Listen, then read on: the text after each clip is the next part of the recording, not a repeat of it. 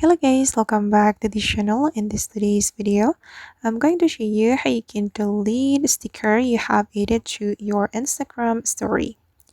Okay, let's get into it guys. Here I have opened my Instagram application, and first of all, I'm going to create a story on my Instagram. I'm going to click on your story and I'm going to upload a photo from my gallery. I'm going to upload this photo and I'm going to add sticker to this Instagram story. I'm gonna go with this one.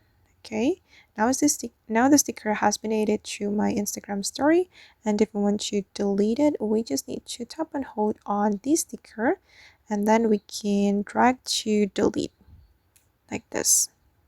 Okay, and now this sticker has been deleted from my Instagram story. Alright guys, and that's all the way to delete Instagram story sticker. I hope this video will be useful for you. Thank you so much for watching. And if you found this tutorial useful, don't forget to like, comment, share, and also subscribe to this channel. See you in the next video.